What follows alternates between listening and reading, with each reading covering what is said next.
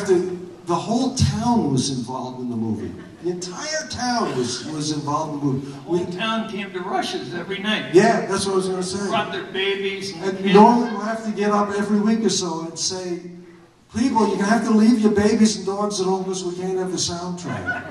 But the whole movie was a public event. And if you haven't seen it, you'll recognize that it shows. And people to this, here's a miracle that happens. When people come up to me and say to me, on such and such a film, were you having a good time?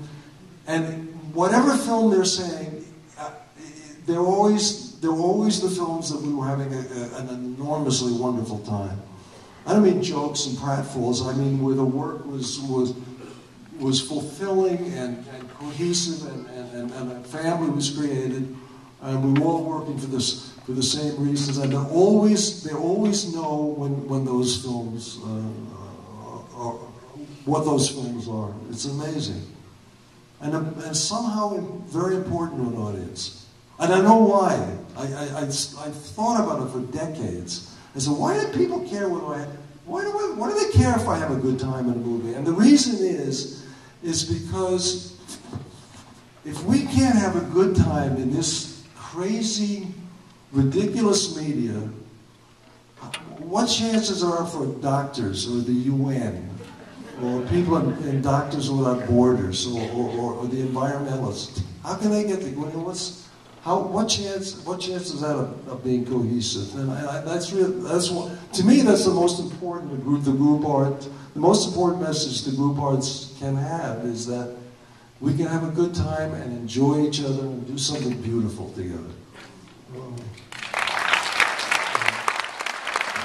Last two questions, the two people standing. There you go. I was watching your montage, and holy moly, you're a great actor. And such an inspirational person. Holy moly? Holy moly. Yeah, he just won an award for his film, so he's slightly excited. So Wait, just on the side, you're like Captain Marvel, are you? Yes. Are you Captain Marvel? Are you Billy Batson? I could be. Yeah. On films like Little Miss Sunshine and Sunshine Cleaning, cool names. How do you get into character? I don't know. It just happens. It's kind of automatic now. I read a script and it's just an automatic. Either it happens or it doesn't, and it happens in the first 5 minutes of reading a script. Actually, that's not totally true. Once in a while, something hasn't come along in 9 months or a year, and I read something and I say, I think I can do something with it if blah blah blah blah blah, and I go struggle a little bit. But most of the time, if I like something, that I got to pace when I'm reading it because it's so exciting, and the decisions are made almost instantaneous. I used to agonize over it. It's not the case anymore. Thank you. Great. One more last question, and Wendy gets to ask it. Well, I just wanted to let you both know that Carl Reiner wanted to be here tonight.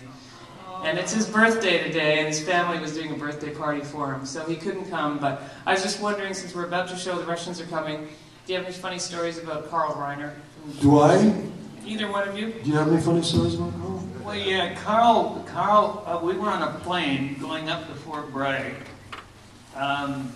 You were there, and Eva Marie Saint and Carl Reiner and myself got to San Francisco, and you know the weather in Fort Bragg used to be terrible, and it was pissing down rain, and we got into this tiny plane because it was only a small plane could land in Mendocino or wherever it was, and we got up in the air in this tiny plane, and Eva Marie Saint was sitting beside the pilot.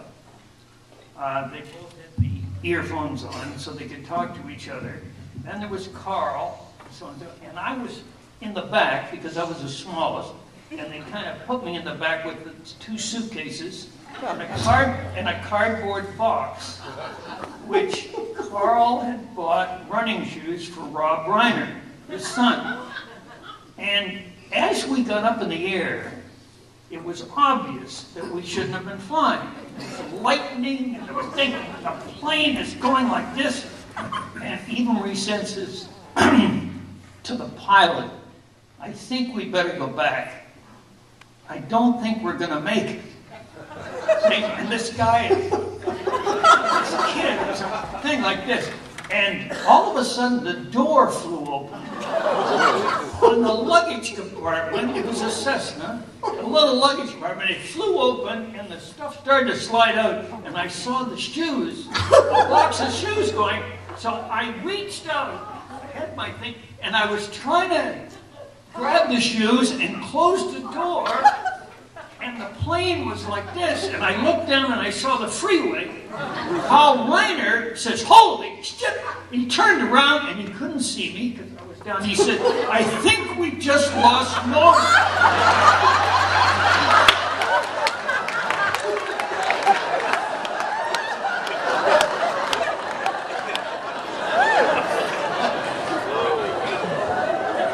So that's the Carl Reiner story. I talked to Carl yesterday, and he sent you his love, and he says, "I wish I could be there for a screening of this picture because it looked terrific." And I was very young. But on the other hand, if he had been here, we wouldn't get a word in edgewise. Thank you all for coming. Ladies and gentlemen, that concludes our awards presentation.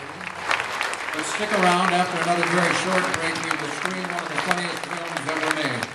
Directed by the man you just met, Mr. Norman Jewison.